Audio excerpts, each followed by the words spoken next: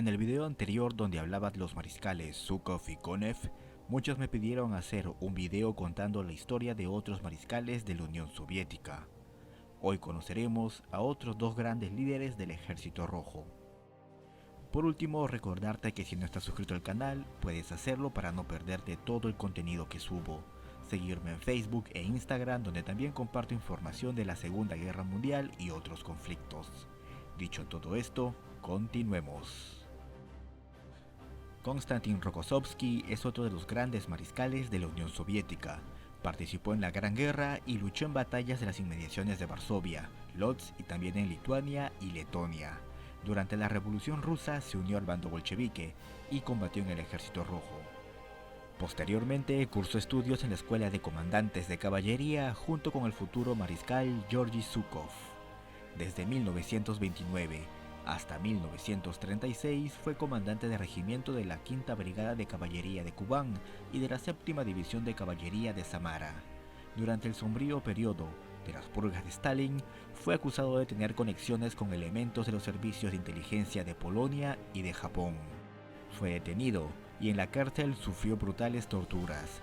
Le rompieron 3 costillas, le fracturaron con un martillo los dedos de los pies, lo dejaron sin 9 dientes y simularon su fusilamiento en el patio de la prisión.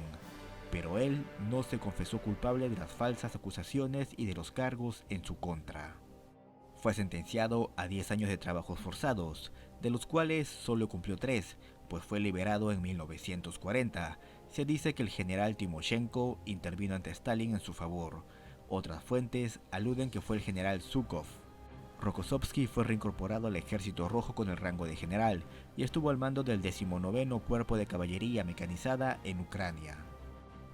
De 1942 a 1943, durante la batalla de Stalingrado, Rokossovski encabezó el frente del Don y participó en el contraataque soviético que cercó y destruyó al Sexto Ejército. En 1943 se convirtió en comandante del Frente del Centro. Rokossovski condujo las operaciones defensivas de la batalla de Kursk y luego lideró el contraataque que llevó al Ejército Rojo hasta Kiev. En 1944 fue transferido al primer frente bielorruso. Lo llevó desde Bielorrusia hasta Polonia, momento en el cual recibió el muy merecido ascenso a mariscal de la Unión Soviética. En enero de 1945, Varsovia quedó bajo el control de la Unión Soviética y Rokossovski fue transferido al segundo frente bielorruso, que avanzó a Prusia desde el este y luego cruzó Polonia por el norte hasta penetrar en territorio alemán. Al finalizar el conflicto, Rokossovski permaneció al mando de las tropas del norte de Polonia y Alemania. En octubre de 1949, con el establecimiento de un gobierno comunista en Polonia, y debido a su origen polaco, Rokossovski solicitó el cargo de ministro de Defensa Nacional, junto con el título de mariscal de Polonia, país en el que permanecería hasta 1956, cuando fue retirado debido a las discrepancias con el secretario general del Partido Comunista Polaco, Władysław Gomulka. Rokossovski falleció en agosto de 1968 y fue enterrado en la necrópolis de la muralla del Kremlin. Con el comienzo de la Primera Guerra Mundial, Vasilievski siente el llamado de la patria y se enlista en el ejército imperial ruso. Durante gran parte de 1915 fue transferido a diversos regimientos, hasta que en septiembre llegó al frente con el rango de oficial. En 1916 dirigió sus tropas durante la ofensiva de Brusilov, la cual es considerada la mayor ofensiva del ejército ruso durante la Gran Guerra.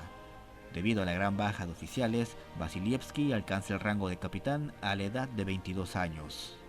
Con el final de la Gran Guerra para Rusia y el comienzo de la revolución en dicho país, decidió poner fin a su carrera militar, pensando que ya había cumplido su labor como patriota ruso. Durante un año se desempeñó como maestro de escuela, hasta que en 1919 el Ejército Rojo lo llama a filas. En 1920 participa en la guerra polaco-soviética con el rango de comandante de regimiento. Participó en la ofensiva contra Vilna, avanzando hacia el río Niemen. El regimiento de Vasilievski llegó a las inmediaciones de Vilna a mediados de julio y permaneció allí hasta el Tratado de Riga del 18 de marzo de 1921. En 1939 fue nombrado comandante adjunto de la Dirección de Operaciones del Estado Mayor General, siendo ascendido al rango de comandante de división. En este puesto, junto a Shaposhnikov, fueron los responsables de la planificación de la Guerra de Invierno, que terminó con la firma del Tratado de Paz de Moscú, que establecía la frontera con Finlandia. Durante la Operación Barbarroja, Vasilievski fue nombrado jefe adjunto del Estado Mayor. En octubre de 1941, definió que la zona norte del frente, o sea Leningrado, aún podía resistir y que había que concentrar todos los esfuerzos en defender Moscú. A finales de ese mes es ascendido a teniente general y en diciembre de 1941, junto al general Zhukov, coordinó la contraofensiva que alejó a la Wehrmacht de las puertas de Moscú. En 1942 estuvo encargado de aplastar a las fuerzas alemanas que resistían en el cerco de Demyansk. A pesar de que no lo consiguió, fue ascendido a coronel general y nombrado jefe de Estado Mayor a causa de la baja por enfermedad del general Shaposhnikov. El 12 de septiembre de 1942, durante una reunión con Stalin, Zhukov y Vasilievski presentaron el plan para la contraofensiva en Stalingrado. 2 meses más tarde, el día 19 de noviembre, con la ciudad todavía resistiendo, se puso en marcha la Operación Urano, que terminó con el cerco y destrucción del Sexto Ejército. El 16 de febrero de 1943, Alexander Vasilievski recibe el ascenso a mariscal de la Unión Soviética. A principios de 1944, coordinó la ofensiva soviética en la orilla derecha del río Dnieper, que condujo a una victoria decisiva en la parte oriental de Ucrania. Durante la Operación Bagration, en junio de 1944, coordinó junto a otros generales y mariscales soviéticos como Zhukov, Bagramian y Rokossovsky el avance del primer frente báltico y el tercer frente bielorruso.